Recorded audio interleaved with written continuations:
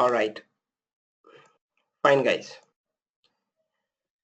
Now, first of all, what we discussed yesterday. Okay, we just discussed about the Eclipse. Okay, Eclipse IDE, nothing else. Okay, nothing more than that. Only thing that we discussed yesterday is about Eclipse IDE. Okay, now today we will start off with some concepts of core Java, guys. Okay, some concepts of core Java, and that is what we will be seeing now. Okay, now since all of you have must have done some or other what do you call this, some or other kind of programming at some point of time in your life. Okay, if I write something like int x equal to 500,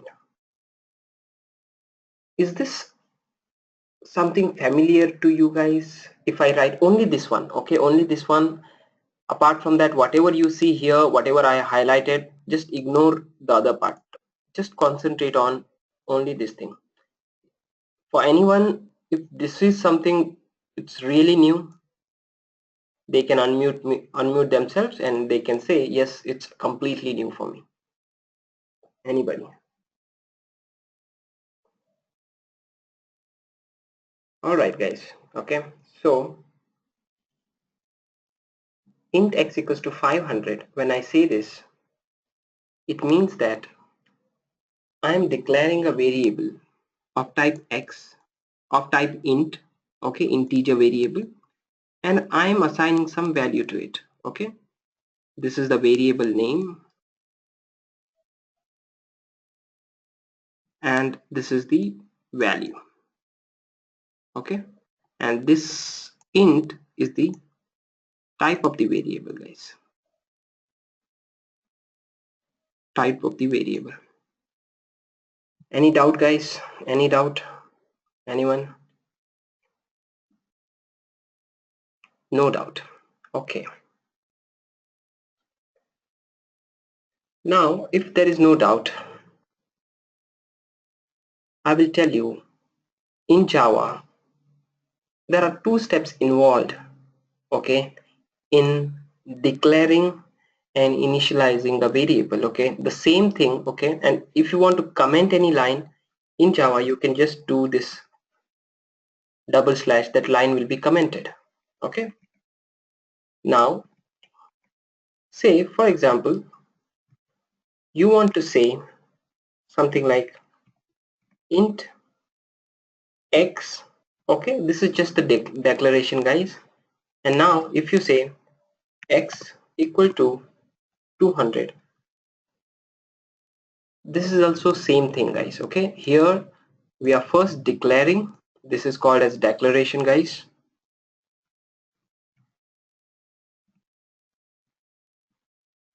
And this is called as initialization.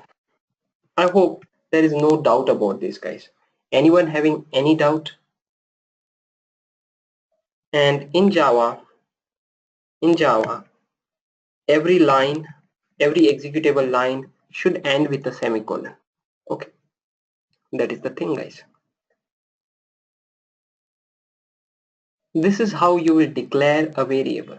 Okay, say I have two variables. One is integer x equals to 200 and second one is int y. This one I'm initializing it. X I'm initializing it to 200. Y I'm not initializing it to anything. Now I want to print x. What I will do, sy is opt, that is system.out.println. Just a minute, guys. And I will say x. And if I run this program, it will gonna give me some output in the console. See, 200 got printed, guys. 200 got printed. Now In the same way, can I type something like this? This is the question. Can I use a variable which is not initialized? See, why is not initialized? Can I use this variable? That's the question, guys. See, it is giving you a compilation error. It is giving you a compilation error. And what is that compilation error, guys? If you see this compilation error, if you take your mouse pointer on this, it is telling local variable y may not have been initialized. This is what it is saying. Local variable y may not have been initialized. That is exactly what it is saying, guys. Okay. Now, first thing what you need to understand is variables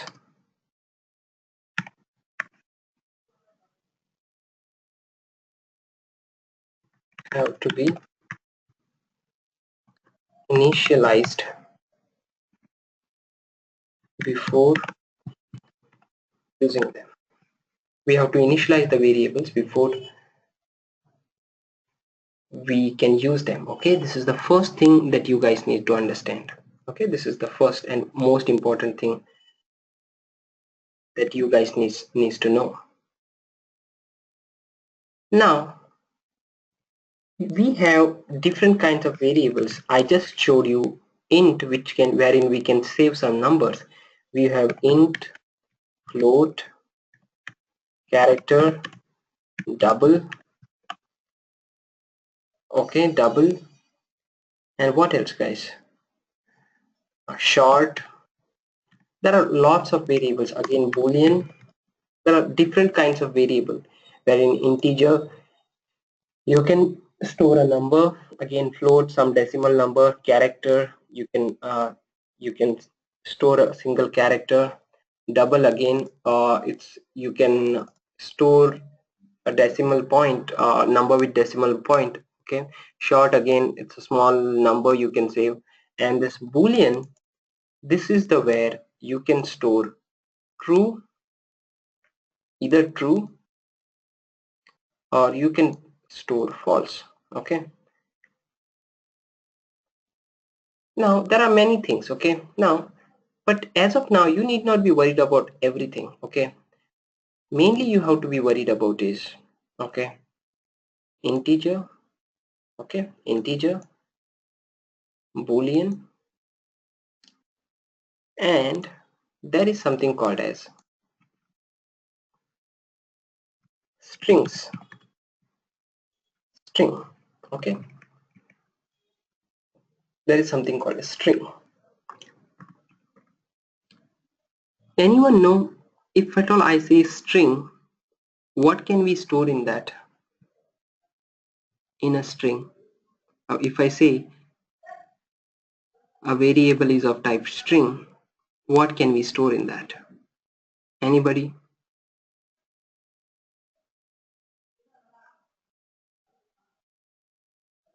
Array of characters, word or a sentence. Okay, perfect, guys. Yep, that's the thing. Okay, so you guys have the basic knowledge of all these things. Okay, because you know that there are instances wherein, you know, who's completely new to programming languages. Okay, they might find it little bit odd, okay, at the initial stages. So that's the reason I asked you. Okay, so you guys have some idea, okay, at least what to store. Fine, guys. Okay, and as of now, don't worry about this float, char, double, short. Don't worry. Okay, now one of the most important thing that you need to know is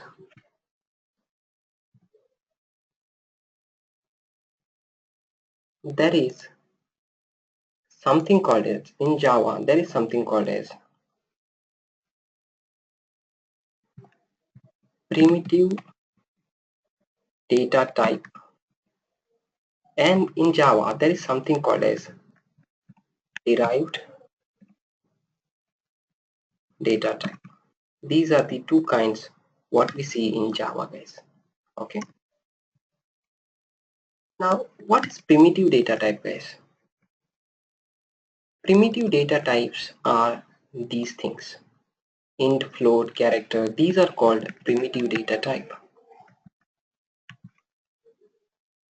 Okay, these are the things which you can see almost in all languages like C, C++ and all these things, primitive data types. And then what is derived data types, guys? Derived data types are something called as string is a derived data type. Okay, and there is something called as int we have seen. There is something called as integer. There is something called as double. There is something called as short. There is something called as boolean. And these are this derived data type. There are infinite number of derived data type. But primitive data types are fixed. Okay, int, float, char, double, short, boolean. There might be one or two more. Okay, in primitive data type. Now, what is the difference between primitive data type? What is this?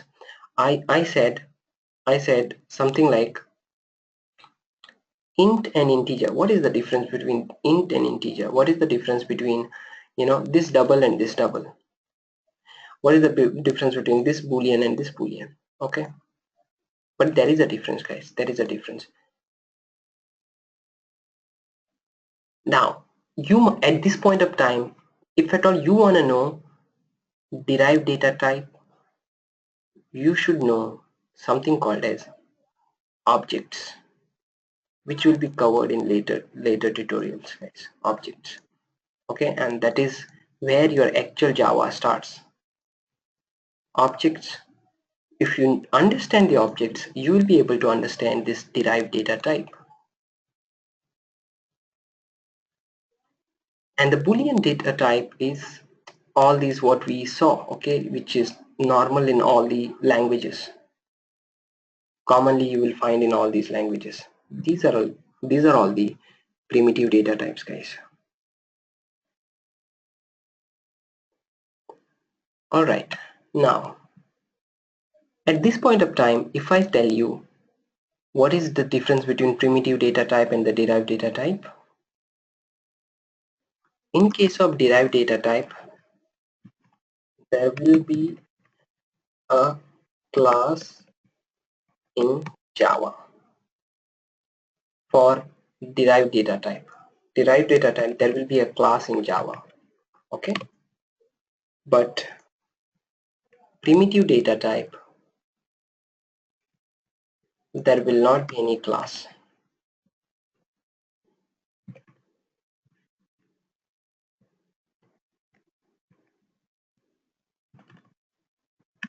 Okay, what do I mean by there will be a class in Java? Okay, now you have written something called as class student. Okay, class student. This is also a data type. Any class in Java, it's a derived data type. Any class. If you create any class, it's a derived data type. And that is the reason I said there are infinite number of derived data type. You can create your own derived data type. Okay. Now, string. Okay. If at all I say something like this is how you will declare string, guys. Okay. String name equal to India.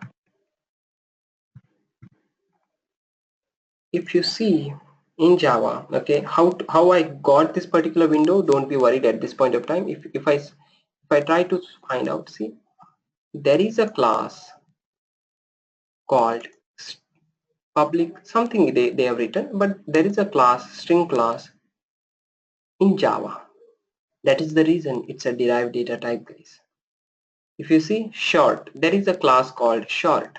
It is also a derived data type. This short is different from this short. Okay, so what you see here is this one basically, short with uppercase S. Okay, as of now, just understand derived data type, there will be a class associated with each derived data type, but primitive data type, there will not be any class associated with it. And the exact difference you guys will be able to understand when we talk about something called as objects. Okay, objects. Fine, guys. Now coming back to this particular program, what I said int x, int sorry x is equal to 200, and you will say SYSOVUT system. And this is what I said, to print anything you just print SYSOVUT, that is system.out.println, and you say x, and that will be printed on the console. This is how you will declare an integer variable. You can declare it like this, or else you can also declare it like this: int x is equal to 200. Anything is fine, guys. Anything is fine, guys. Now, any doubt so far? Anyone?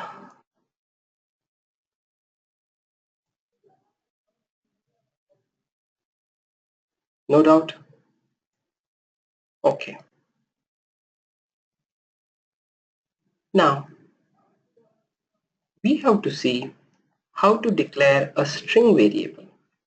Okay? String variable. If at all you want to say string name is equal to something, say India, you have to put that in the double quotes. Any string value has to be in the double quotes, guys. If it is a double quotes, if it is in double quotes, Java will assume it as a string value. Okay, string value. Now if you want to print that particular value, the same thing how you printed the integer value, same thing. If you say name, you can print the name as well. That is, whatever value inside this name variable will be printed, guys. Now couple of things to notice here. If I say name, string name, okay, see, I have said int x equals to 200. Now I want to change the value of x now. Okay, on line number 13 I want to change the value of x to say 500. So what I will do, x is equal to 500. But you should not do again int x equals to 500, because one of the rule is, if you have declared a variable once, that is you have declared it at line number 5, you should not be declaring it again. And if you declare it again, declaring means this is the declaration, guys. If you're declaring it again, then it will give you this error. What is this error? Duplicate local variable x. It says local variable x is duplicated. Okay, so you should, if at all you want to change its value, you need not say it's integer x, because you have already said x contains integer. So you can just say x equals to 500. Okay, and now if you want, if I'm printing x again, SYSOUT, and I'm printing x, it does a line by line execution, guys. Okay, first line number 5 will be executed, a variable will be created, and next line number 6, that variable will have a value of 200. Then we are printing that variable. So what is there in that variable? 200, correct? So 200 will be printed. Now you are creating one more variable called name, which can contain string, and you are initializing it to India. After that you are printing that variable, so India will be printed. India will be printed. After that, what you're doing is you are changing this variable to 500 and you are printing it, so 500 will be printed. So what you need to understand here is in Java it is step-by-step execution. Step first one, second one, third step, fourth step, fifth step, sixth step, seventh step. This is how the execution starts. Okay? Any doubt, guys? Any doubt? Anyone?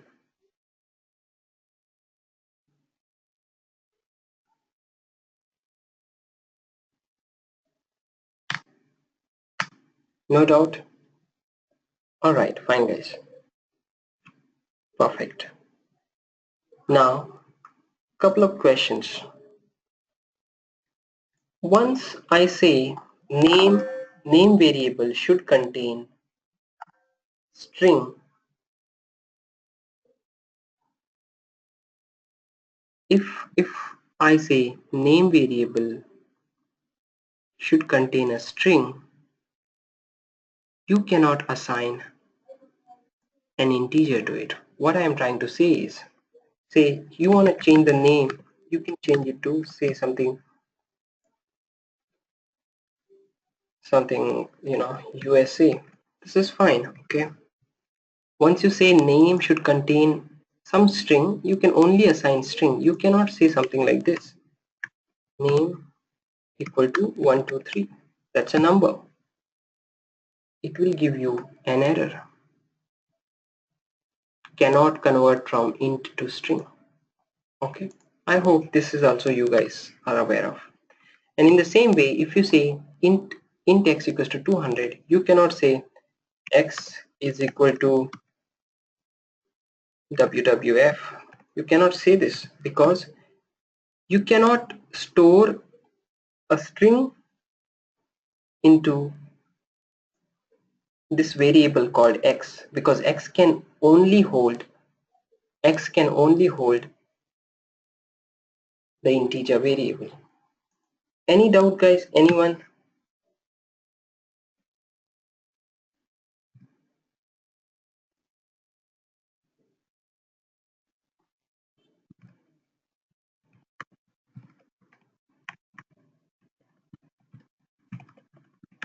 This one will give compilation error, and even this will give compilation error.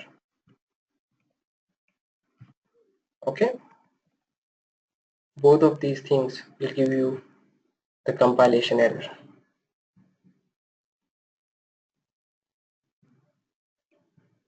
Any doubt, guys? Anyone?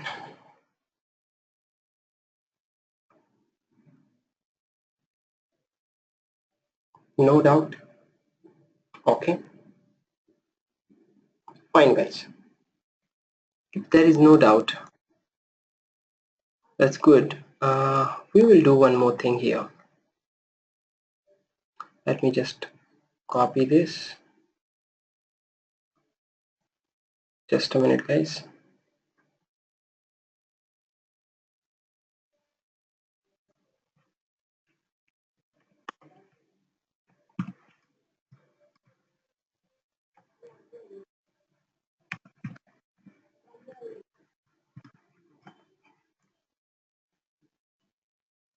Okay. So I believe this is pretty much straightforward, whatever we discussed so far. And there is no doubt. Okay. Now,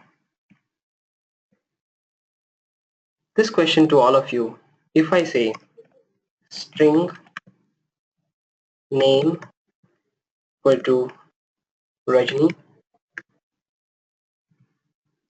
and if I say, I'm just commenting this line, okay? If I say name equal to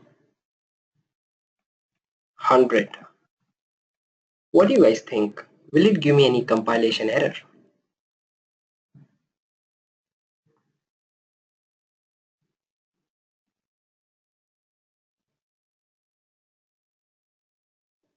No, if I uncomment it.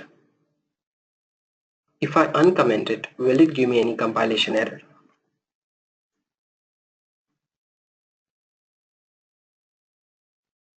No? Okay. Anyone who is saying it will give me compilation error? And what about this line, guys? What about this line? That is, if I say name equals to 555, what about this line? Line number 7, will it give me any compilation error?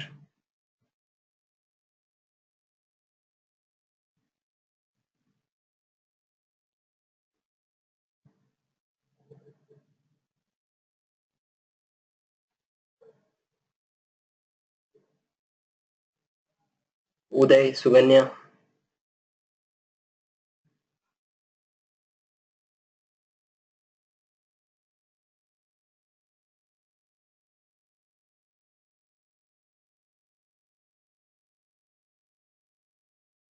Yes, guys.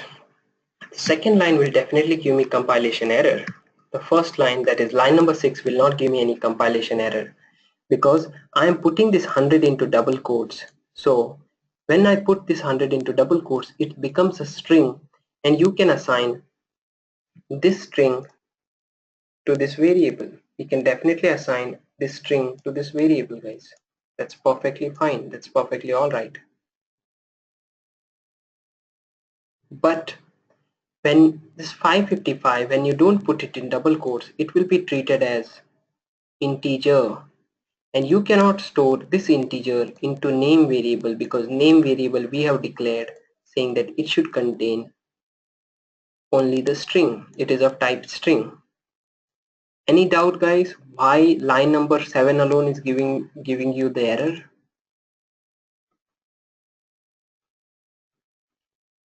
No doubt. In the same way, if you see int x equal to 444, and if you say the next line, if you say x equals to 777, this one will give you the compilation error because since 777 is inside double quotes,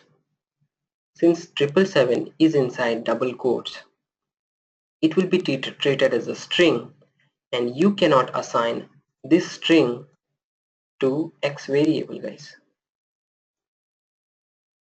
Everyone comfortable, or any doubt? Anyone?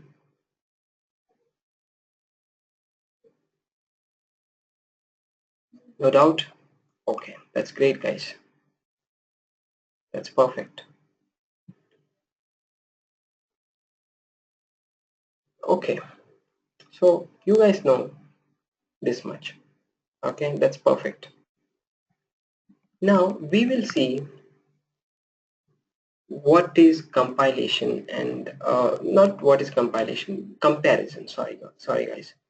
Say, if I say int x equal to 200 and int y is equal to 100, and say I have a logic. Wherein if I have to write a program, say for example, if these two numbers are equal,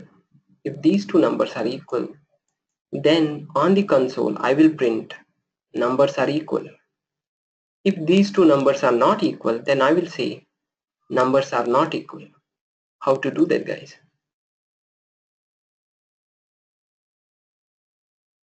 You can say if condition, perfect, yeah. And in if condition, what I will say, I can say if x is equal to y, then type system.out.println numbers are equal, else you can type numbers are not equal. Any doubts here, guys? Anyone? Okay, fine, guys. If I run this, it says numbers are not equal. And if I say both are 200, if I make, it will say numbers are equal. This is achieved. If you want to further simplify this, if someone is getting confused, I can do like this. I can declare a boolean variable, boolean something variable name is y is equal to x is equal to y,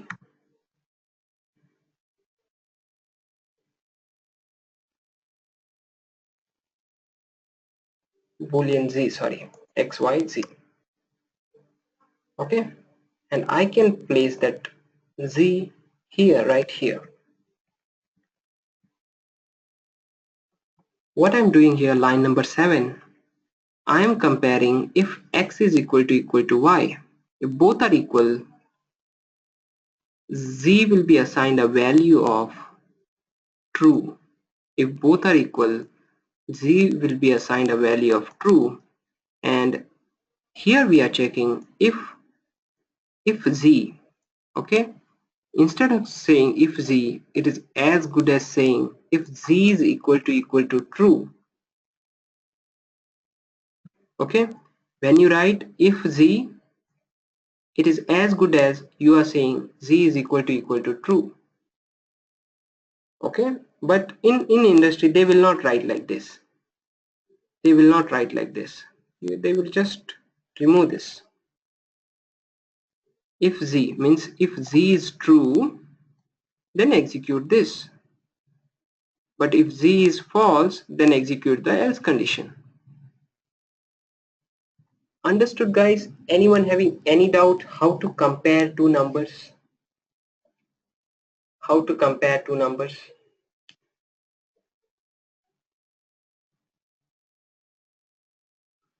Okay.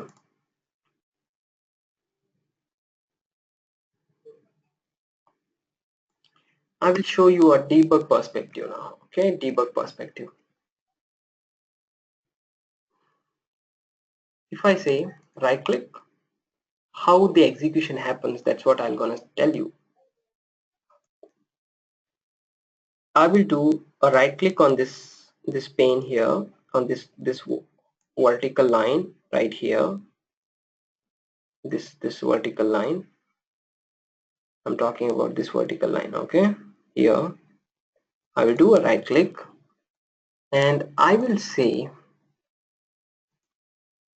toggle breakpoint, or else if you do again toggle breakpoint, it will go.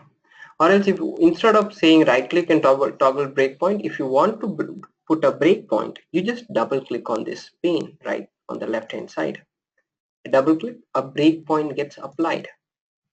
What is breakpoint, guys? Anyone aware what is a breakpoint?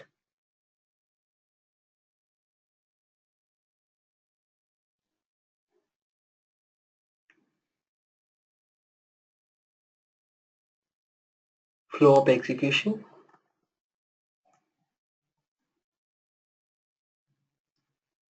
Execution will be highlighted. Okay, flow of execution will be highlighted. Okay. Anyone, Suganya or Uday? What is a breakpoint, guys?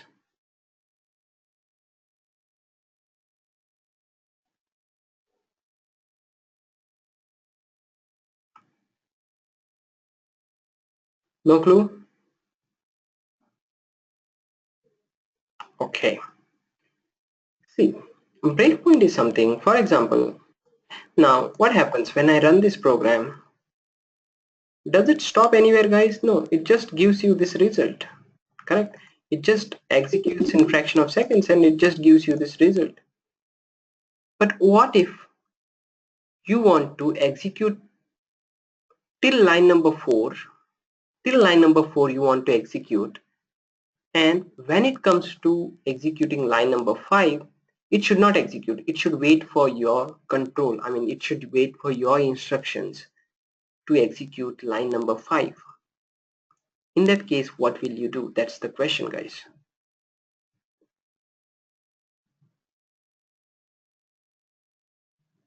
That's when you will put a breakpoint. Okay, how to put a breakpoint? You just double click on this line and you will put a breakpoint, guys. That's all about it, nothing more than that.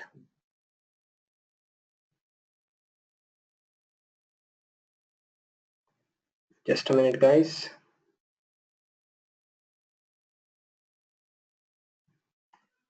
So what is a breakpoint? I have now if I and breakpoint will not have any significance if you are running the application, but there is something called as debugging. How to debug an application? You do a right click and you say debug as Java application, and you have to be very strong in debugging, guys. If at all you are strong in debugging, you can do everything by your own. If at all you get some error, everything you can do by your own. You might not even need me to find what is the problem in your code. Okay,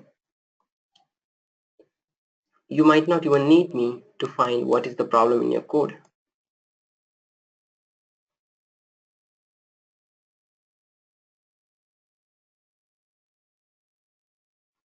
Now I'll show you one more time. I'll do a right click and debug as Java application. It will ask me whether do you want to open the debug perspective. And yesterday we discussed what are perspective. Just some set of windows that it will give me. Okay, I will say yes. And when I say yes, it's giving me all these windows: console, task, server, debug, variables, and breakpoints. But do you see anything printed on the console? No. The reason for that is only till line number 4 the program got executed. The line number 5, see, it's highlighted and it is waiting for our input to execute this line number 5. It is waiting for our input to execute this line number 5.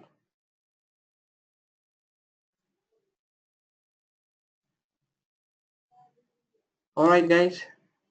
And here, if you see the variables, there is something called as args, and I have not taught you what is this public static void main. I have not taught you what is this class student. I just want you to concentrate on these things, guys. Whatever I write in between these two codes, starting of the main method and the end of the main method, whatever I write, as of now, concentrate only on those things. And to understand why this is public, why it is static, why it is void, what is this string args, you will need some other inputs before I can talk about all those things.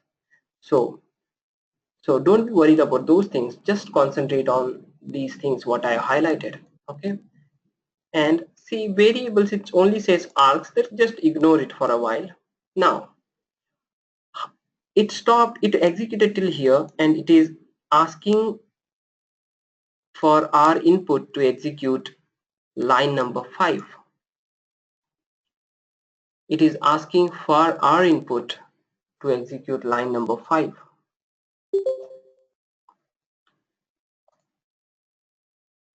Now, how will I tell it that, okay, go ahead and execute the line number 5? I just need to click on this particular arrow. This particular arrow, guys. See, something is there right here. I just need to click on that. That's all about it. And if you take the mouse pointer, okay, and if you just go ahead and click on it, line number 5 will be executed. See, line number 5 will be executed. And in the variables, you can see a new variable got created and it has been assigned a value of 200. That is what you can see, 200. Now line number 6 has not been executed. if you click this again button, or else you can also press F6 on your keyboard to execute a single line.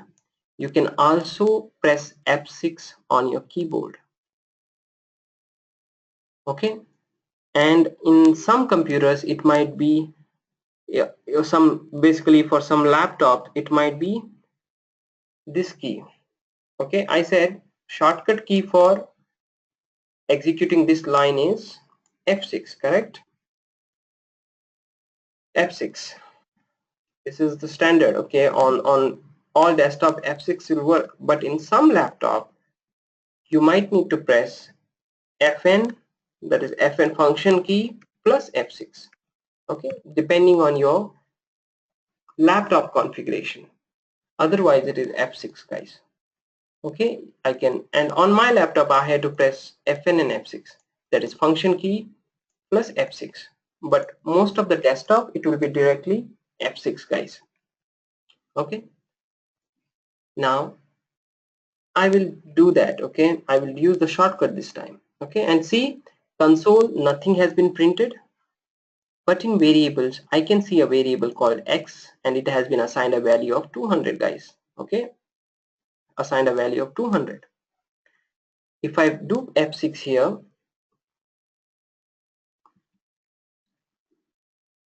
now see, one more variable got created and it has been assigned a value again 200, and nothing there in the console still. If I do, see, only x and y is there, there's nothing else. If I want to execute line number 7, one more variable will be created, variable z, and it will be assigned either true or false depending on what is the value there in x and y. This time, for this time, it will be assigned a value of true because x is also 200, y is also 200. So it is comparing these two and it will result a value of true. Okay, let's check, guys. I'm saying F6 on my keyboard. See, z, it's a boolean and it has been assigned a value of true. Now if you see, if I again do F6, it will check if z is equal to true. If z is true, then it will execute this line, else it will go to else condition. Okay, I do F6, or else let me click on this arrow right at the top instead of pressing F6. See, it went inside this if condition, guys. It went inside this if condition, and still nothing in the console because we have not executed this line number 10 so far. And variables, you can see x equals to 200, y equals to 200, and z equals to 2, z equals to true.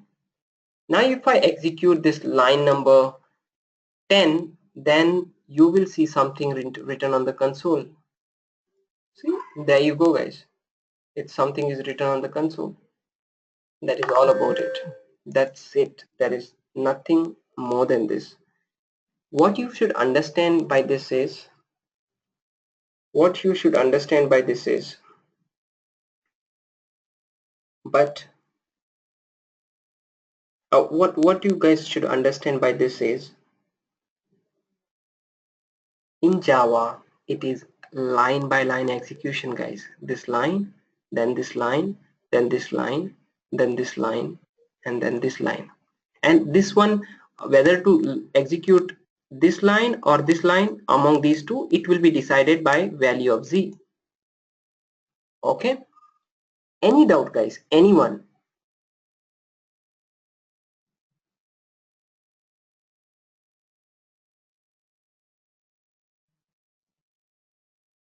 Anyone?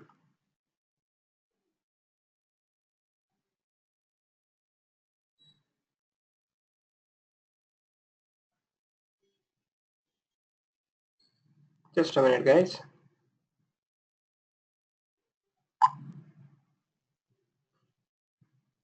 Any doubts, anyone?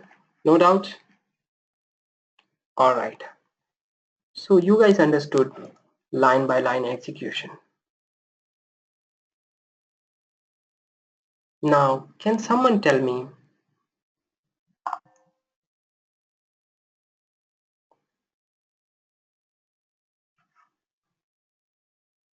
Just a minute guys, just 1 minute. I'm sorry for this.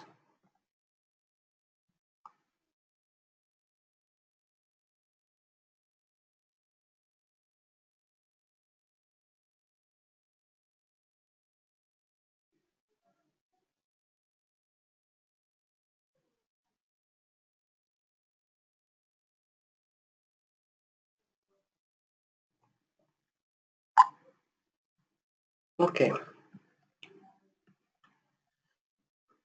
so no doubt. Now, can someone tell me, okay, in whatever you have learned in your college days or something, now what we are doing here, if x is equal to y, then I'm printing numbers are equal, and x is not, if these numbers are not equal, then I'm printing numbers are not equal. Correct? This is what we are doing. Compare numbers. Okay, just a minute.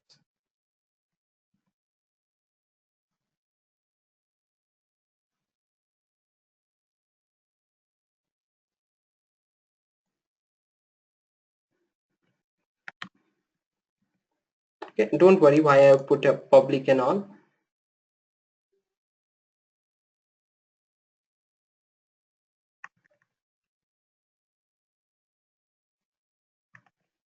Okay,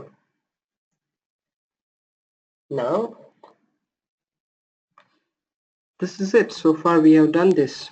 Okay, now I want to change it a little bit. What I want to do is, instead of comparing if x is equal to y, I want to do like this. Okay, if x is greater than y,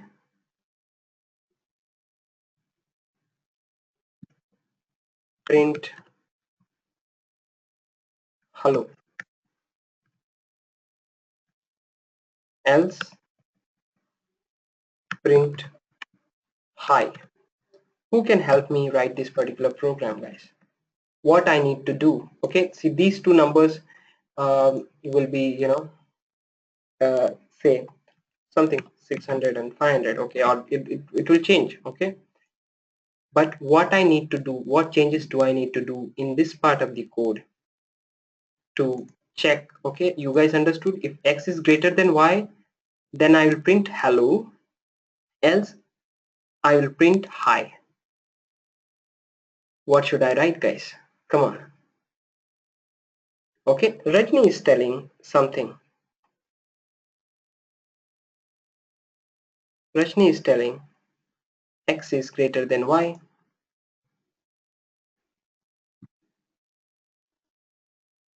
and sorry, yeah, you can, Rajni is telling, just put it directly right here. This is perfectly fine. And Rajni, maybe you are telling this, right? I mean, let me know. Hello and hi. This is what you were saying, correct? Yeah, perfect. Now, this is perfectly fine, guys. Okay, and but I want to, some people gets confused here, so I want to keep it like this. Okay, and but in industry they will always keep it like this. They will not use this in between something. Okay, they will not, you will not see this kind of code.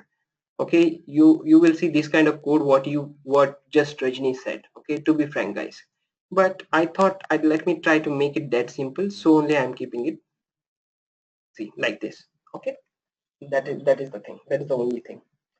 Is anyone having any doubt, like Uday or Suganya?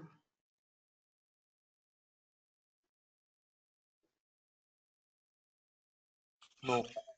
All right, so you guys are able to understand this, fine, perfect. This is it, guys. This is about the basics about, you know the comparing numbers. Okay, compare numbers one. Okay, just a minute.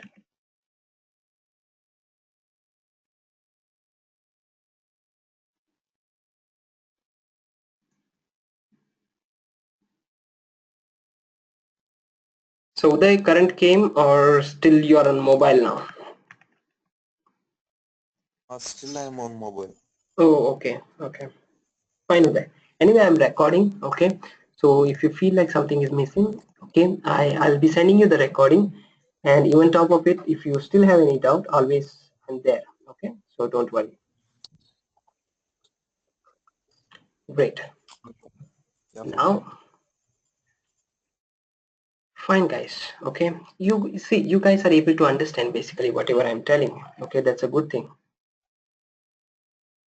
okay? So that's a very good thing.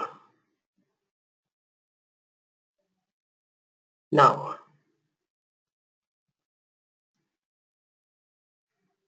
let's do this, okay? Let me just put this in here. Just a minute, guys. Oh, I closed it.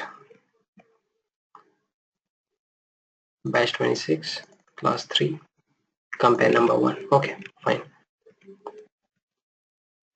Okay, now here is the thing, okay? Question is, say,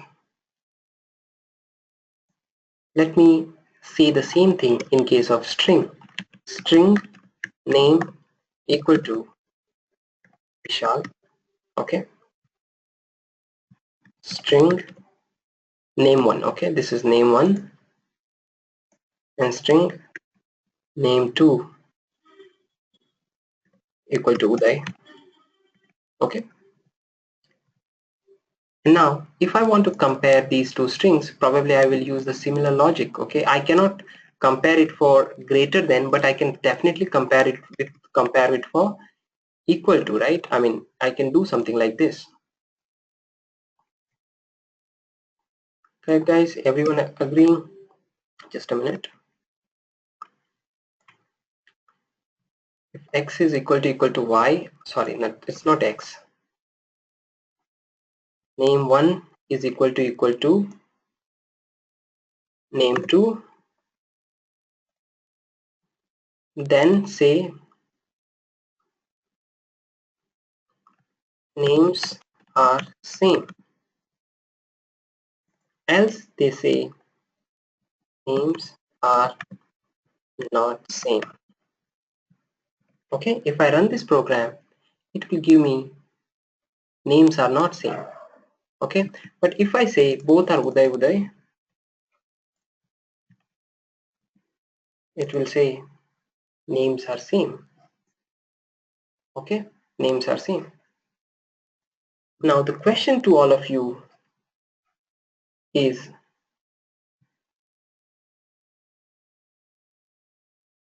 this. Okay, what is the question is,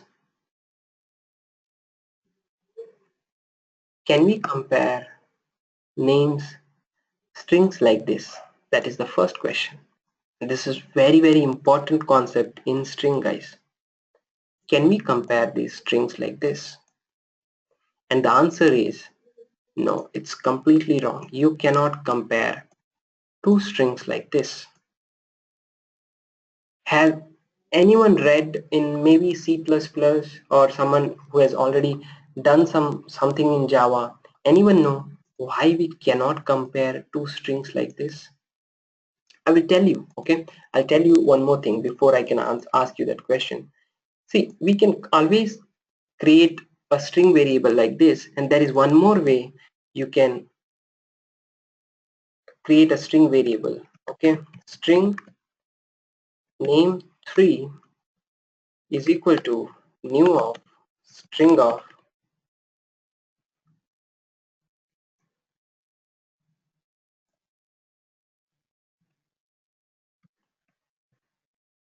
Uday, okay? Now I just want to show you this, guys, okay? I'll do a right click, debug as Java application, okay? If you go to variables tab, name 1 has value Uday, name 2 has value Uday, name 3 also has value Uday, okay? All of you agree this? What I'm saying is, this is one of the way on line number 7 is one of the way to create a name variable. Okay, one of the way.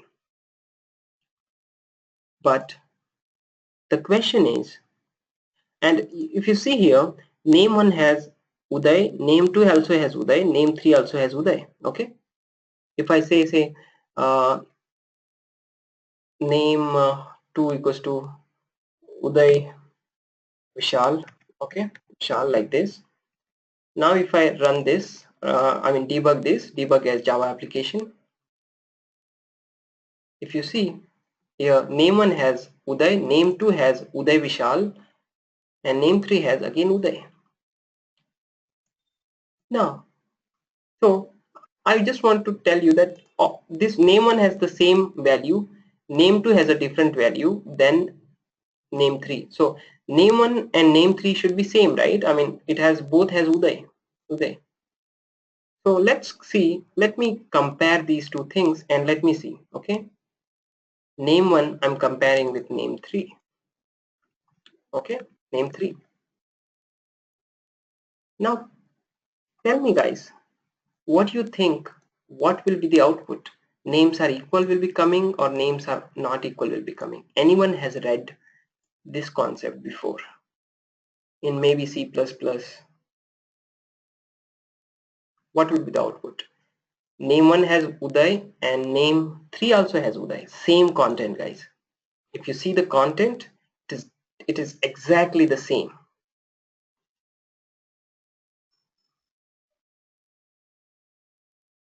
Anyone have any idea guys? No? Okay, fine guys. Answer to your question is, it will give you this particular output, that is names are not equal, names are not same. Now you might be thinking why it is giving you this output when name 1 also Uday, name 3 also Uday. What is the problem here?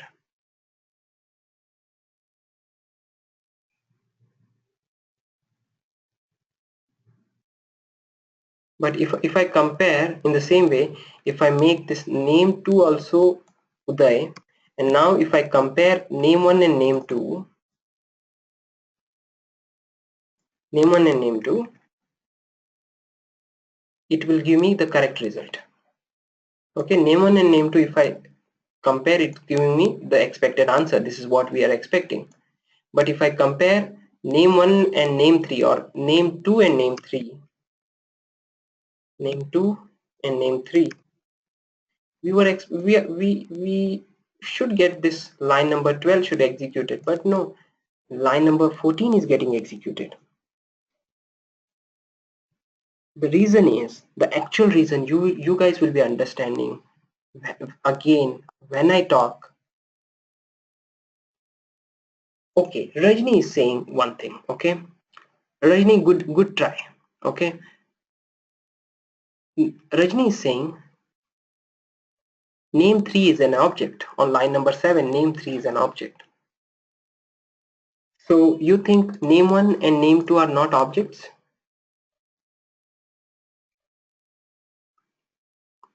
You say that name 1 and name 2 are not objects? All three are objects. But yes, there is something on line number 7. Even they are objects. Uday is saying. But here is a concept, guys. Okay, I'm not sure how much part you will understand this, but still I thought of telling you guys. Okay, just I do not want you to keep you guys just tell something and do not to tell the entire thing, but you might not understand at this point of time the entire story because we have not touched what are objects actually. Okay, that will come later, but let me give a try here. In java there is something called as here. I'll show you here guys. In Java there is something called as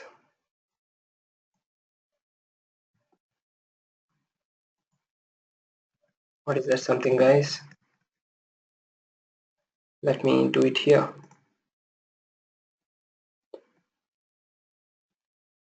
Java, there is something called as some area, memory area called as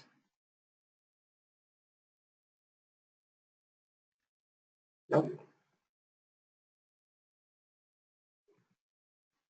string constant pool. There is a memory area called string constant pool. There is a memory area called string constant pool. Okay. Now, what is the significance of string constant pool, guys? What you're doing here, you are declaring three variables. Okay. You are declaring three variables like this.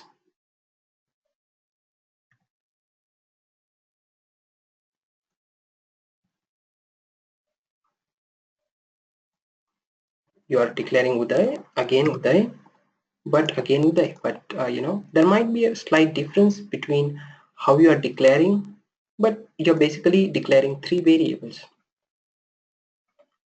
What happens is, okay, when this program gets executed, when it encounters this line, that is line number 5, your Java virtual machine will check something called as string constant pool, and it will check whether is there any object, okay, is there any object which has, is there any string object which has value. What is that value, guys? Whether it has any value, any object which has value Uday, okay, just value Uday. If is there any object which has value Uday, that is what it will check. And when this first line gets executed, there will not be any value called Uday. So it will create an object. This object will be created, okay, and say object might be at memory location. Object might be at memory location 1, 2, 3. Okay, some memory location, guys. Okay, memory location on your RAM. Okay, 1, 2, 3 is the memory location. And what your Java does is, Java will always, in case of objects, always it will save like this. It will have this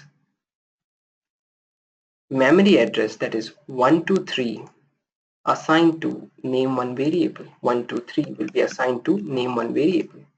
That is how we say that name one variable is pointing to this object which is at memory address 123. Fine, first time it does great. What about the second time? Second time, guys, what about the second time? Second time, when it encounters this line, that is name equal to string name 2 equals to Uday, it again checks in the string constant pool, is there any object with the name Uday? It is already there, right? It's already there. So second time what it does is, it will not gonna create a new object. Instead what it will do is, already existing object which is at memory location 1, 2, 3 will be assigned to this particular,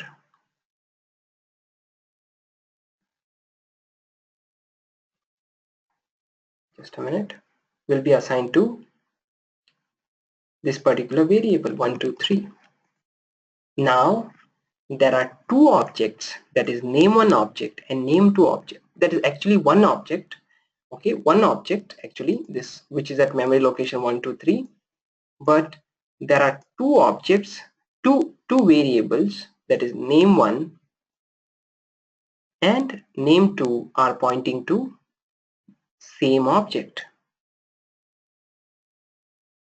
and it checks in the string constant pool only when you use this kind of thing directly. Okay, if you directly assigning a value to the string object, then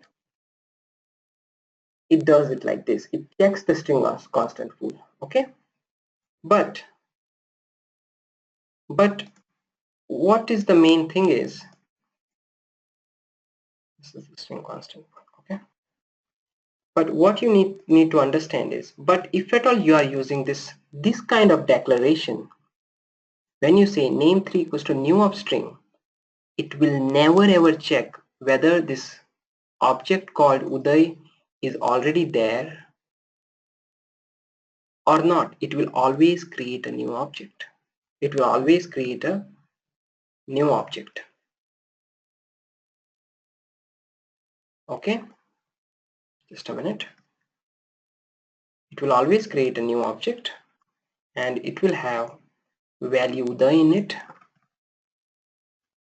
and it might be at some other location, memory location. It might be at memory location 456, and name3 variable will have the memory address 456, memory address 456, and that is how we say that name3 variable is pointing to this object and name1 and name2 are pointing to this object. So far understood, guys? Any doubt here? So again, if at all say on line number 8, if at all you are saying name4 equals to Uday like this, what we did on line number 5, if you say name4 equals to Uday, it will create one more variable called name4, and it will also point to this object, guys. Okay, but if you say name5 equals to new of string of Uday, it will always create a new object, one more. It will not check whether it is there or not. Understood, guys? So far any doubt? So far any doubt, guys? Anyone? Vishal, so the comparison happens between the memory address here, right? Absolutely, that is what I was about to say. Yes. Yeah, was that the reason for both the strings were equal? Was that the reason? Because name two, because they were pointing to the same memory address, and that is the reason they were telling the output was strings are equal. Absolutely right. Okay, that is what I was about to say. So Okay. yes, that's right. What you said is 200% correct, Rajni. So what happens is when you compare any objects, okay, I'm not talking about the primitive data type. Okay, I'm not talking about the int, float, double, those things. I'm talking about the objects, because string is an object, guys. Okay, because there is a class associated with string in Java. If you compare two objects with equal to operator, then it always compares the memory address as said by Rajni. She rightly said, when you compare name1 and name2, it basically compares memory address, that is 123, and this 123. It will give you this particular output, numbers are same. But if at all you are comparing name2 and name3, then again it will compare what? By using this operator, okay, double equals operator. What will gonna happen is it will compare, say you are comparing name2 and name3, it will compare, is 123 equal to 456? No, it's not equal. It will give you names are not equal, this on line number 14. So when you use equals to operator in case of objects, it will always and always will compare the memory address of those objects. Understood, guys? That is the reason we should not be using, if at all you want to compare the content, you should not be using equals to operator in case of strings. Anyone having any doubt so far?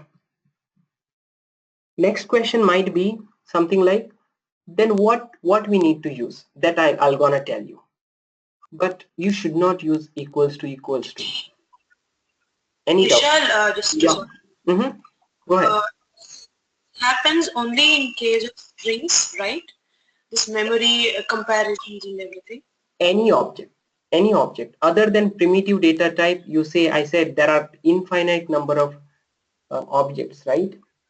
So any two objects, if you compare, that's always compare with equal to operator, it always compares the memory address. Memory address. Yeah. Okay. Any object. Okay, tomorrow I have an object called student object. Okay, and if you say equals to, it will always compare. I mean, don't be worried about that. But as of now, understand, for because I have not taught you objects, so I don't want to go there. Okay, I'll be making you more confused if I talk about objects now. But as of now, understand, in case of strings, you cannot use equals to because it is basically comparing the memory address. But our goal is not to compare the memory address. Our goal is to compare the actual content. So how will you compare actual content, guys? It is simple, and this is again comes in the methods. I have not taught you methods, so as of now, don't worry what I'm doing, but just try to see. Okay, just try to see like this. Say I'll create one more boolean variable. Say this time I'll name this as flag. Okay, whenever there's a boolean variable, no, I always uh, you know tend to name it as flag. Okay, I don't know why, but I normally tend to name it as flag. Okay, I say a dot equal, sorry, name 2 dot equals name 3. Yeah, just a minute, Rajni. Okay, Rajni has a question, by the way. And if you say if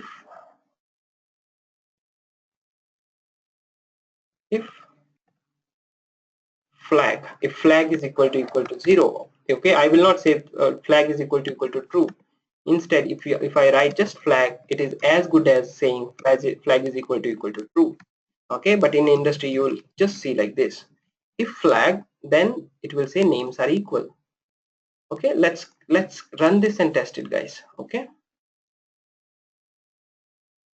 see, names are not same when I'm doing the same thing with equal to operator, but when I'm using this names 2 equals names 3. Okay, I don't be worried what is this I'm doing. That is a method call and all, and we have not learned the methods and we have not learned the objects.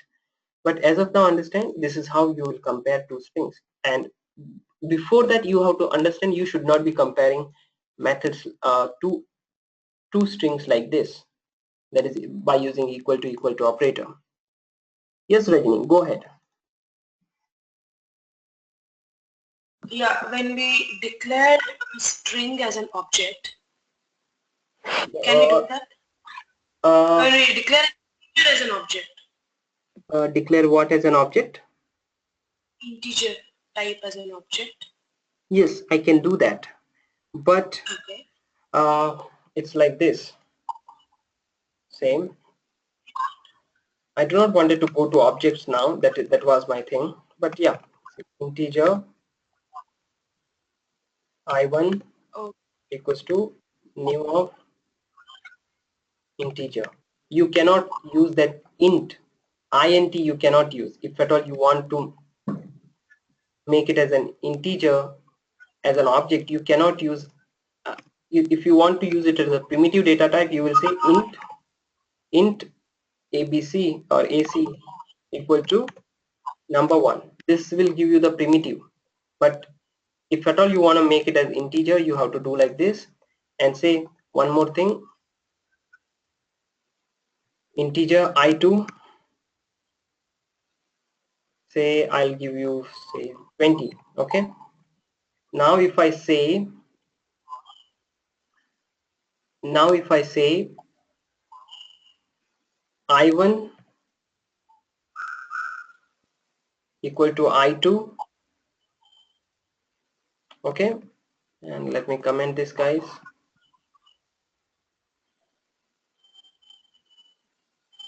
Names are not equal, okay, instead of names say numbers.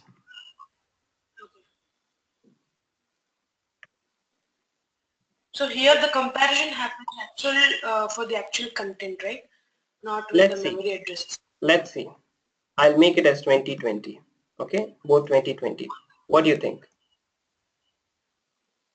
Still, always in case of objects, That's it never compares the actual content, but it always compares the memory address, guys.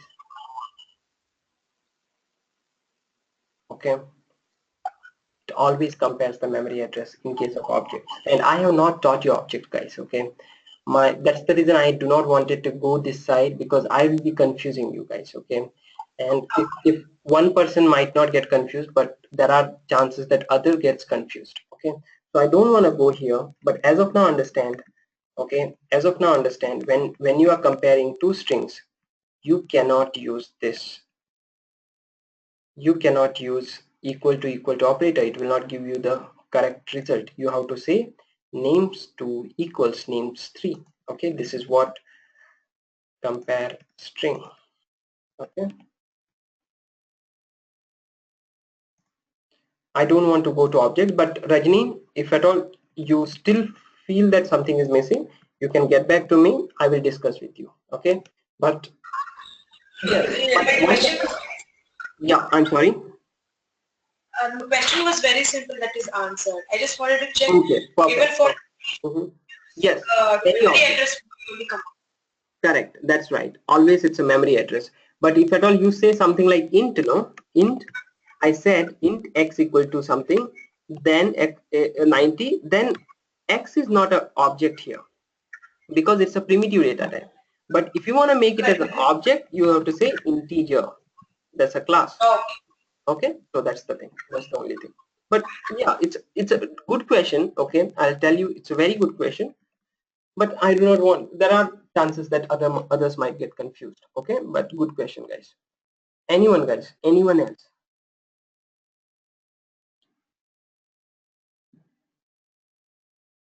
anyone having any other question? So I'll say All data types compare the memory address, Vishal. all data type, all data type, all derived data type, when you use equals to, yes, it will compare the memory address. For any data type, if you use any derived data type, I'm not talking about this thing. I'm not talking about the primitive data type, integer, int, float, double. I'm talking about the derived data type. Any derived data type, if you compare using the equal to operator, it will always compare the memory address. That's right, Suganya. Any doubt? Any other doubt, Suganya? Is your question answered, or you still have any doubt? Feel free.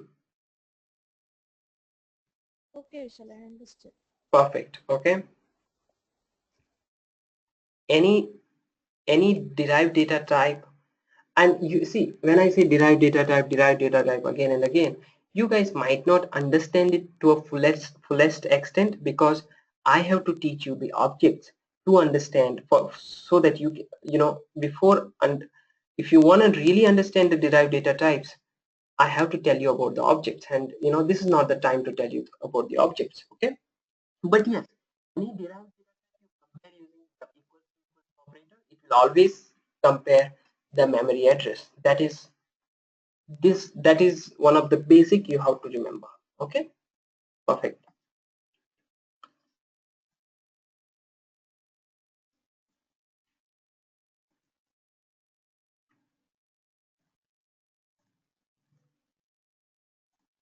Okay, this is how you will compare. So this is not correct way to compare the strings equals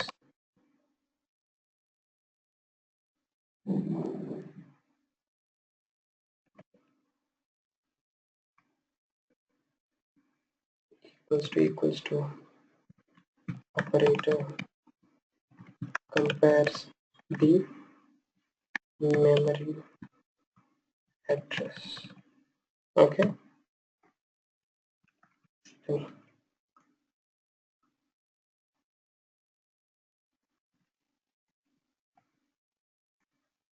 Okay. And now you guys should be comfortable with at least three data types. One is int, one is string, and another one is boolean, guys. Okay. I want you to be comfortable with these three data types. Okay. That's it. Don't worry about any other data type. I know when to touch those data types, guys. Okay. Don't be even worried about it. Try to understand the concept, guys. Try to understand whatever concepts I'm saying. Try to understand and don't give too much importance for the syntax. Syntax, you Google it, you find out. But if you know how to do it, you can do it using Google as well. How, that is important. Okay, what will happen if you do it? Okay, so try to concentrate on your thought process. Don't try to be too much worried about this semicolon, this, that. Okay, and believe me, guys, don't be bothered about this highlighted part, that is public class compare string, whatever I have written, or public static void main. I have not told you because that will require some time. If at all I'm telling you at this point of time what is this public static void main, I will be probably confusing you. Okay, and it's all depends on the objects, guys. Okay, that's all about it. Now if you guys understood this, I will add two numbers. Add two numbers. I will create one more class called add two numbers, and I will say int a equals to 300, int b equals to 500, int sum is equal to a plus b, and sysovut sum. Any doubt in this particular lines of code, these four lines of code, and any doubt why the output is 800, or is it straightforward? If it is straightforward, then it's fine. But if you have any doubt, feel free, guys. Don't be worried that it's just a simple addition, and if still you have any doubt, that's fine. I mean, each doubt has its own value, guys. Okay, believe me, guys. Each doubt has its own value. Don't be worried that your doubt is silly. There is nothing called a silly doubt as such. Believe me. Okay, this is the plain truth. There is nothing called a silly doubt. Okay, that's the thing. Any doubt in this output? If there is no doubt, tell me, guys, what you guys think will be output of if I execute this particular code now. What will be the output?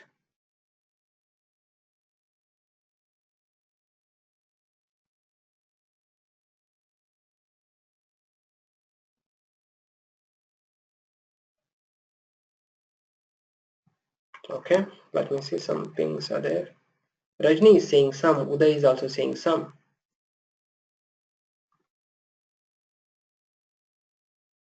Now let me just say, and they are 100% correct. They are saying sum will be printed. It is not 300 for 500. The reason is very, very simple.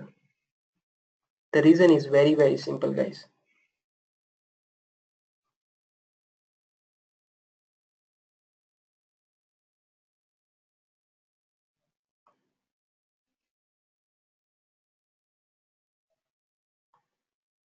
The reason is very, very simple. That is, sum is in double quotes, and when it is in double quotes, it will be treated as a string.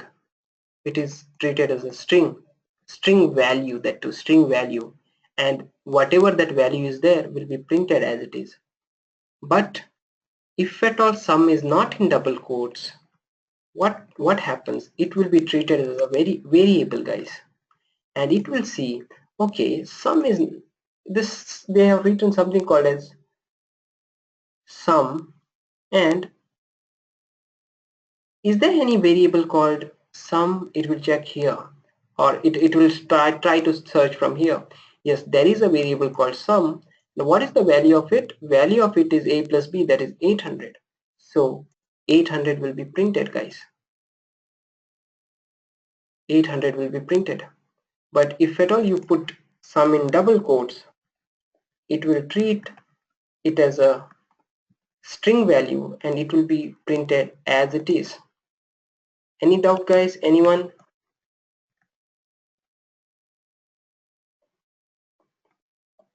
Anyone having any doubt?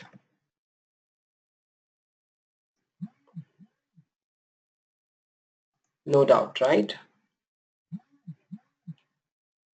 Okay, perfect, guys. Perfect. Okay, this is how you will add two numbers, and I don't think you will be having any problem if I talk about you know, a minus b also. Okay, it's all simple. Okay, but still, if anyone is getting any doubts in a minus b, you guys can still ask the questions. Any question?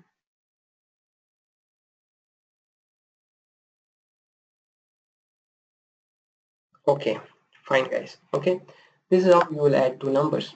Now there is a slight twist. Okay, and today we're gonna take till 10:45, guys. Okay, now a plus b. Okay, I want to print something like this. Okay, if I say SYSOUT and sum, it's giving me what, guys? It is giving me 800. But I want to print something like this. Sum is equal to 800. Sorry, 800. Like this it should get printed. What should I do, guys? Any suggestion? Anyone?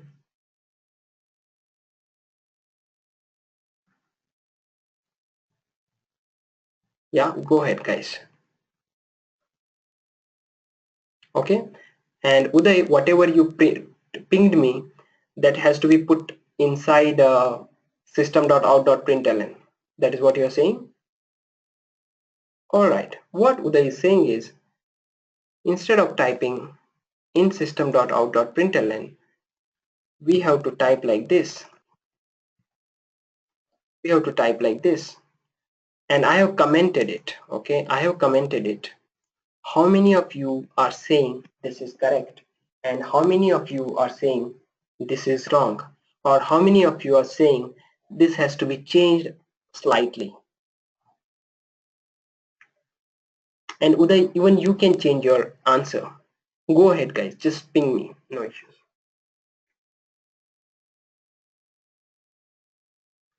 So what has to be changed? If this is, there is slightly, if it is slightly wrong, what needs to be typed according to Rajni? And don't do it on your computer and ping me, guys. Let's be this one. Yeah, go ahead, guys. And Double quote sum is equal to close quote plus sum. Sum okay, is equal to sum. sum is equal to close quotes sum. This is what Suganya is saying. Okay, and Uday changed his Plus answer. I'm sorry, Suganya, what is it? sum is equal to double quotes. Okay, that's what it is in double quotes, right? I mean, sum is equal to, it's in double quotes, correct? Plus sum. Plus sum, you said? Can you better you ping me your answer, that will be much more better. Okay, Uday is saying like this. Uday has changed his answer and Uday is saying this is the answer. This is the answer, that is This is what Uday is saying.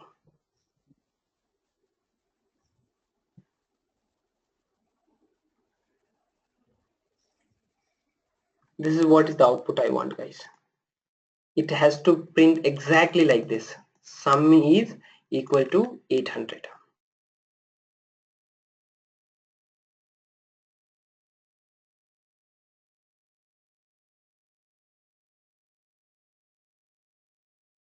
Okay. The answer is, Uday's answer is almost there. Okay, Uday's answer is almost correct. But only thing is, it will not have that equal to. Okay, it will have sum is 800. If you want to put equal to, it's very simple. Equal to, and again it will print sum is equal to 800. But if you want to put one space after equal to, you give a space, and this is how you will type. This is how you will type. Okay, this is how you will type.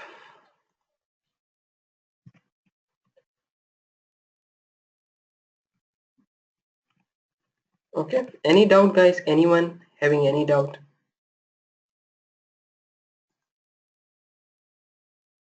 Anyone having any doubt? No doubt? Okay. Now let's understand how it works. Now let me say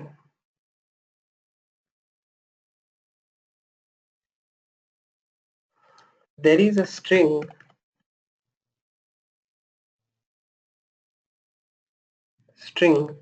result. Okay, string result is equal to, let me just comment this. So consider line number 7 is not there. Result is equal to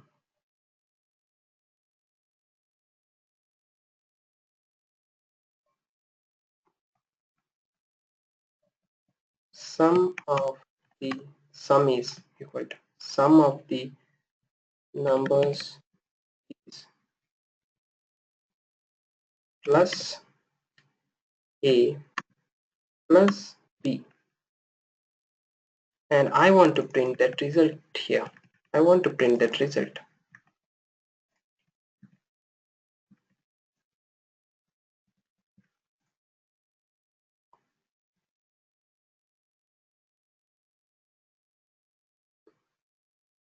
Think about it, guys. I have not taught you, okay? I'll be very frank. I have not taught you guys, but if at all you have done some coding, let it be wrong, no issues. What do you think will be the output? What will be the output on the console? Okay, let me, if at all you have to write, okay, ping me back, okay? I don't want you to write entire thing, okay? Say this is the thing. What will be the output, guys?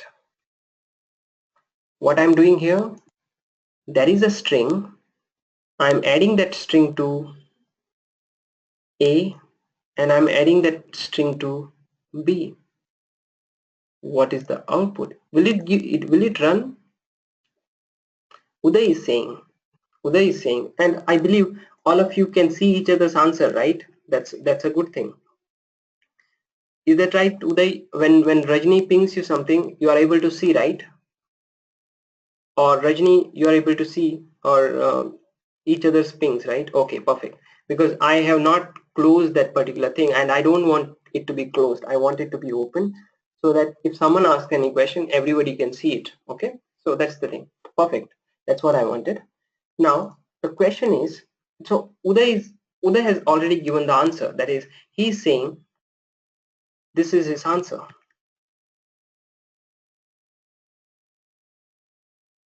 This is what will be printed on the console. He's saying sum is 300, 500. Who are all saying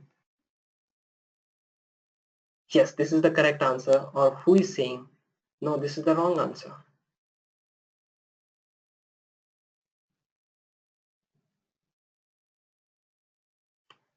Suganya or anyone, or Rajni?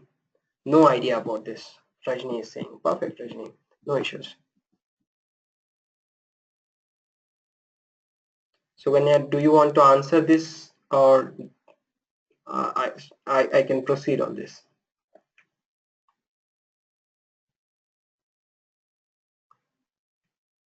All right, guys. Okay, there is no no response from Suganya. So what I'll do is I will just go ahead and proceed on this, and this answer is 200% correct. It is 100% correct, guys. Okay, if you see, sum is 300 500. Okay, only thing is there is no space in between. Okay, but now what happens? Why this sum is 300 500? That is what you need to understand first. Always understand this: when you concatenate a string with a number, say 1 2 3, it will always result into a string. You can always store it in a string. Understood? If you say a string plus number, it will result into a string. Any doubts in this? I'm saying, if you say, if at all you use something like int y equal to 1 plus 400.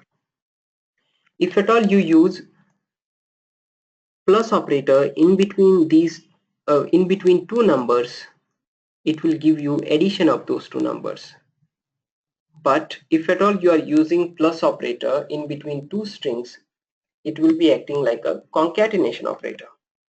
Here the concatenation operator. Okay, concatenation means is joining. But what if one is string and another one is integer? What happens? Again, it gives you the concatenation. It will just join ABC 1 2 3. It will do it because this is ABC and it cannot add it with 1 2 3, guys. So it will always give you, it will in that case this plus operator will act as a concatenation operator. So the plus operator works differently for different kinds of data type. If it is two data types are integers, then it will add those two integers. If any one of the data type is a string, then it will do a concatenation, guys. Now the question is, then why it didn't do like this 300 plus 500, because these two are integers? Why it didn't do 800 here? So sum is 800. Why it didn't do that? That is the question. I said if at all there is a plus between two numbers, it will add those two numbers, and if there is plus between a number that is a and sum is number and string, it will do the concatenation. So how it happens, guys? Okay, when the computer executes this line, computer executes from, starts the execution from, first it has to evaluate this right hand side, right hand side it has to evaluate, and whatever value comes it has to assign it to result. Is that right, guys? Okay, so when it is evaluating this right hand side expression, what is that right hand side expression? This is the expression on the right hand side. What it does is, first it executes from left to right. Left to right in the sense, first it executes these two things, and when you do this, it will result into what? It will result into what? A string sum is,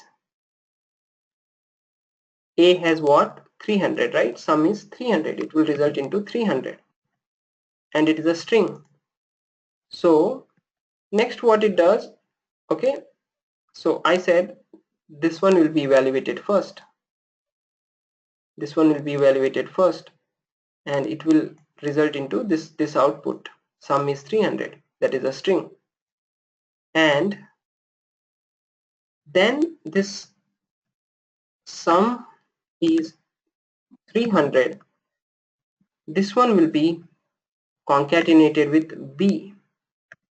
B has value what? 500.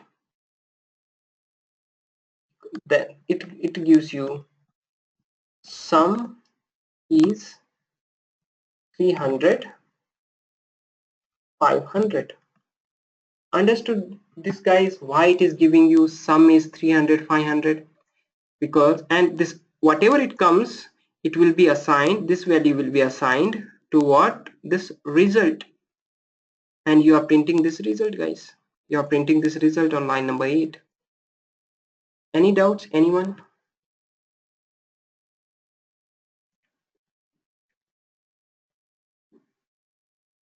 So always the execution starts from left. First these two will be added. It will try to add, but it will see, okay, one is string, so it cannot add. It will concatenate these two, and it will give you a string. Then again it will concatenate this result string with this one B, and it will give you this particular thing. All right, guys. Any doubt? No doubt? Okay.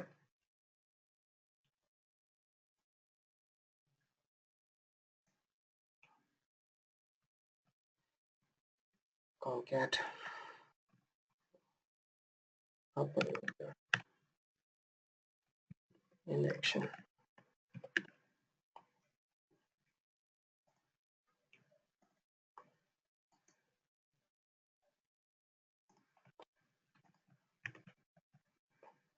Now the last thing for today is, but you don't want this result because you don't want this result. Your result should be sum is equal to 800. This is what you will like, right? And that is a proper result, guys. Sum is 800. You don't want sum is 300, 500. So what should you do? How will you achieve this? Anyone answer? Anybody can answer? And believe me, guys, okay, if you can remember this, all these things properly, and further tutorials, whatever I'm going to tell you, there you might need little more practice. And if you remember those things, you can easily put up to 4 years of experience in Selenium itself. Believe me, guys, okay? And whatever that is, I know, I'll definitely give it to you guys, okay? Whatever I know, I'll definitely give it to you guys. I'm not saying that I'm the best, but whatever I know, I can definitely give you, okay? So try to concentrate, try to learn all these things, okay? Any doubt in this? And any input, like if at all I want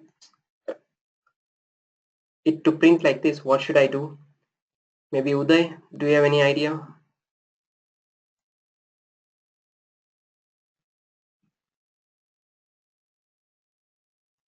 No? Rajni, Suganya?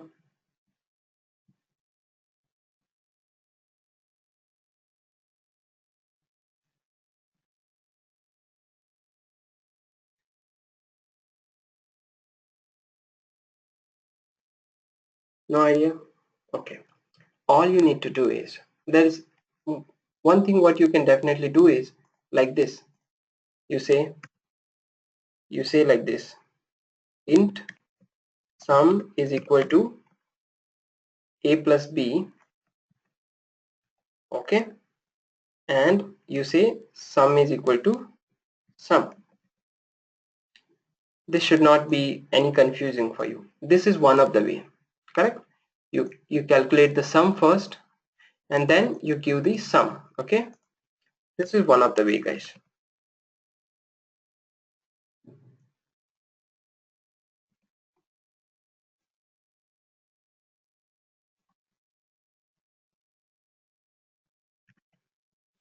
But if I don't want to use this intermediate thing, what I can do is I can do, this is how it was, right? A plus b, and it gave me sum is equal to 800. Sum is equal to 300, 500. All you need to do is you put this in braces. That's it, guys.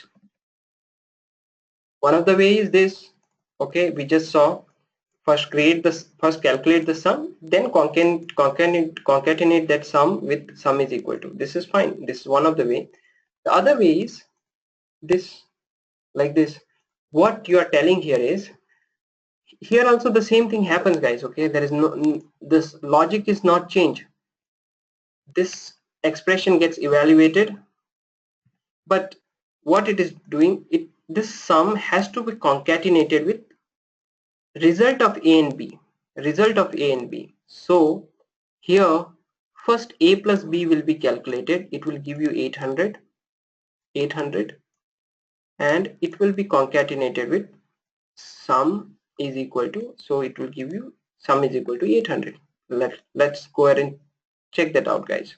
See, sum is equal to 800, because if at all this braces are not there, it will try to concatenate sum is with this A, but since it is in braces, it cannot directly concatenate. It has to concatenate this string with the result of whatever is there in this braces. That is the reason this one will be evaluated first in the braces, that is A plus B equals to 800. It will be concatenated with this sum.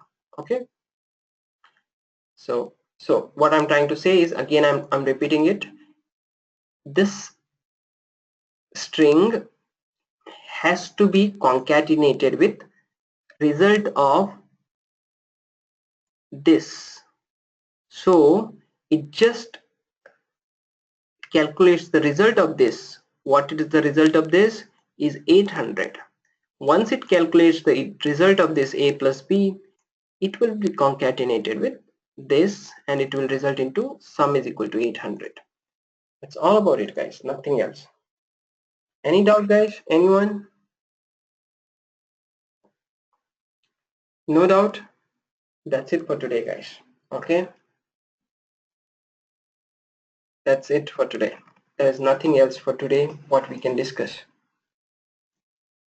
And yesterday I told you to remind me something, correct?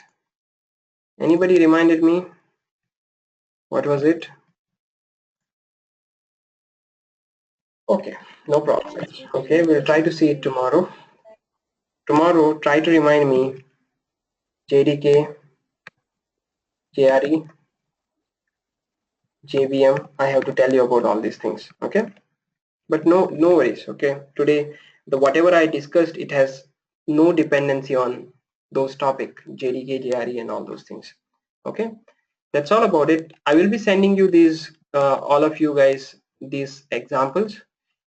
If you feel that you got stuck or you want to practice something, you can always refer these examples, guys.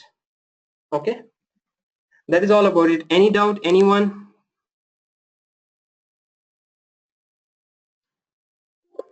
No doubt? If no doubt, that's it for today, guys. Thanks a lot. Thank you, Suganya. Thanks, Rajni. Thanks, Uday. Thanks for joining. Bye-bye. Thanks, Vishal. Bye. Yeah. Bye-bye. Take care. Okay.